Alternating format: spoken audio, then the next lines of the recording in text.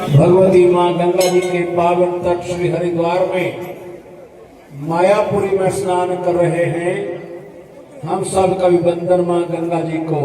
बोली गंगा मैया की जय हो। कुछ लोग श्री बनारस में बोले काशीपुरी की जय हो, बोले यमुना मैया की जय हो, और कुछ परम सौभाग्यशाली लोग इस समय श्री गंगा सागर में स्नान कर रहे हैं। बोले गंगा सागर की जय हो। सारे तीर्थ कई बार, गंगा सागर एक बार। बोले गंगा सागर की जय हो। अपार महिमावंत ऐसे हमारे भारतीय संस्कृति के मूर्धन्यतम ग्रंथों के माध्यम से हमें जो जानकारियां मिली हैं उसके अनुसार ऐसे पवित्र तीर्थों का स्मरण करते हुए हम सब लोग परम पूज्य श्री महाराज जी की पावन प्रेरणा से श्री बाबा रुद्र धाम ठाकुर द्वारा में उपस्थित है। संक्रांति के समय पर इस महीने में आने वाले बहुत से सुंदर पर्व हैं। इसमें बसंत पंचमी का पावन पर्व 23 तारीख को होगा, 23 जनवरी को, जो कि हमारे आश्रम का भी बहुत बड़ा पर्व है। जिस दिन अमर योगी श्री बाबा रुद्रानंद जी महाराज ने श्री डेरा बाबा रुद्रानंद आश्रम में अखंड धूना प्रज्वलित किया था, वह बसंत पंचमी पावन पर्व है। हाथ से ताली बजा करके इस पर्व का स्वागत करेंगे। मां सरस्वती जी की पूजा का वंदन का समय है।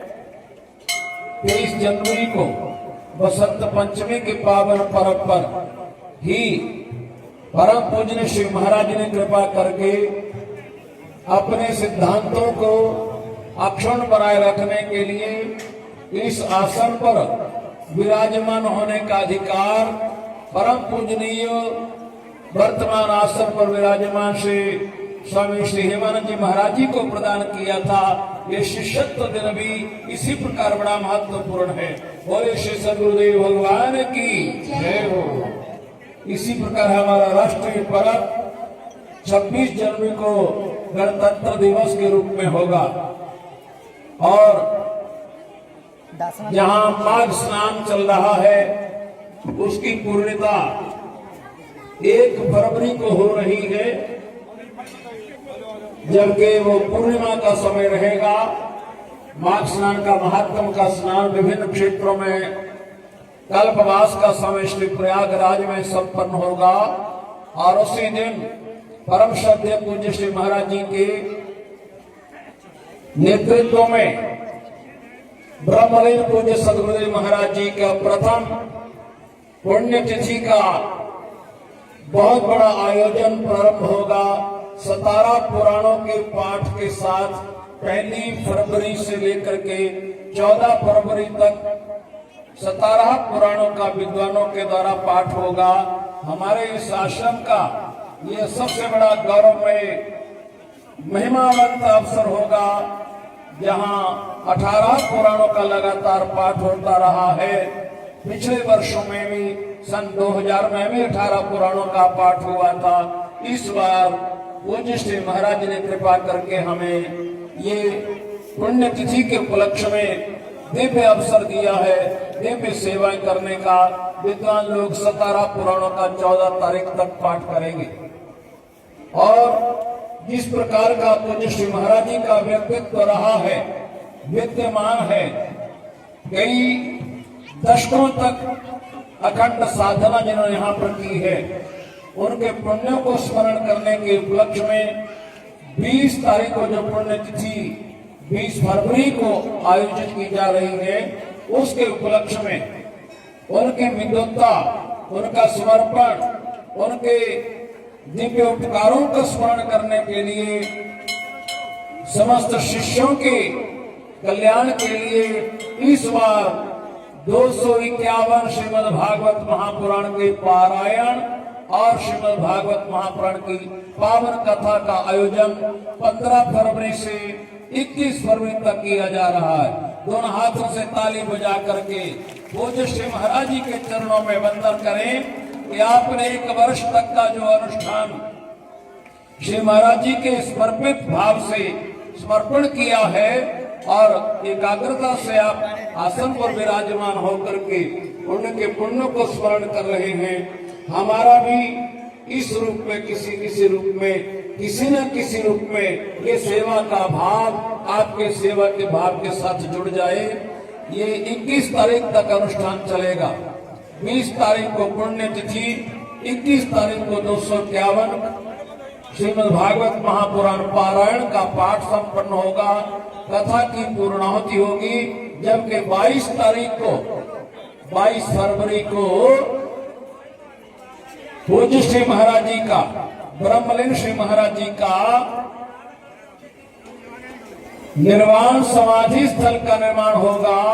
जगत गुरु शंकराचार्य जी महाराज जी के पावन कर कमलों के द्वारा अनंत श्री विभूषण श्री जगत गुरु शंकराचार्य जी महाराज अपने कर कमलों के द्वारा ऐसे पूज्य ब्रह्मलीन श्री महाराज जी के लिए जो निर्वाण समाधि स्थल निर्माण किया जा रहा है उसका निर्माण प्रारंभ करेंगे और समाधि निर्मित हो जाएगी। ऐसे पावन अवसरों पर इस महीने में हम सब लोग बड़े उत्साह के साथ जुड़ेंगे और परम आनंद लेंगे। विभिन्न प्रकार की सेवाओं का लाभ हम प्राप्त करेंगे। और आज ये पर्व का समय है जिसे देवताओं का ब्रह्म मुहूर्त कहा जाता है। इस संक्रांति को ब्रह्म मुहूर्त में जिस प्रकार सब लोग जागृत होते हैं, ब्रह्म कर्म करने के लिए सम्मिलित होते हैं, अग्रसर होते हैं, सुंदर वातावरण बनता है। इसी प्रकार संतोष, त्याग, शांति आदि दैवी गुणों की जागृति के लिए ये बहुत बड़ा पर्व का समय माना जाता है। आज की संक्रांति से ये माघ का महीना मंगलमय की पहली एकादशी भी है। इसे शक्तिला एकादशी कहा जाता है। ऐसा योग, संयोग, सुयोग कई वर्षों के पश्चात प्राप्त होता है। संक्रांति भी हो और एकादशी भी हो और वो भी माघ महीने की हो और वो भी शक्तिला हो, वो योग आज के दिन हमें प्राप्त हो रहा है। दशक के लिए पूज्य श्री महाराज जी ने जिनका ब्रह्मलीन श्री महाराज जी के ब्रह्मलोक में विराजमान हो जाने के पश्चात 1 वर्ष का संकल्प लिया था कि मैं इस पवित्र पूज्य आसन पर 1 वर्ष तक नहीं बैठूंगा।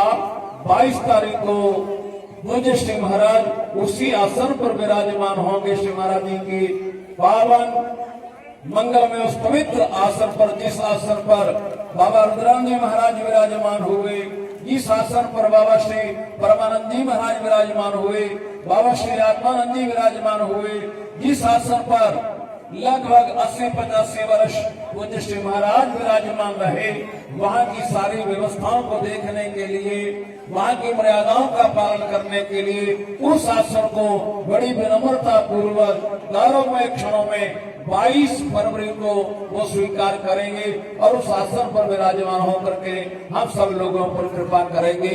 ये पावन अवसर इस प्रकार प्रारंभ होने जा रहे हैं, उसमें हम बहुत आदर पूर्वक, संयम पूर्वक, सम्मान पूर्वक, आनंद पूर्वक, समर्पण भाव से अपने अपनी सेवा स्वीकार करके तन से, मन से, वाणी से, धन से हर प्रकार की सेवा प्रभु चरणों की करेंगे, गुरु चरणों की करेंगे, गुरु आश्रम की सेवा करेंगे। ये हमारा इस महीने का विशेष अनुष्ठान प्रारंभ हो रहा है। आइए इस पर्व के समय पर, जबकि आज देवताओं का दिन का ब्रह्म मुहूर्त प्रारंभ हो रहा है, बसंत पंचमी को पहली किरण के साथ ही देवताओं का दिन प्रारंभ हो जाता है, अरुणोदय काल हो जाता है और पहले नवरात्र को देवताओं का दिन प्रारंभ होता, सूर्योदय होता है। तो बसंत पंचमी का भी हम लोग आदर करेंगे जब अरुणोदय काल होगा देवताओं का। और आज ये शुभ समय है। आइए श्री सत्यनारायण भगवान की पावन महिमा का गान करने के लिए अपने आप को तैयार कीजिएगा। बोले श्री सत्यनारायण भगवान की जय।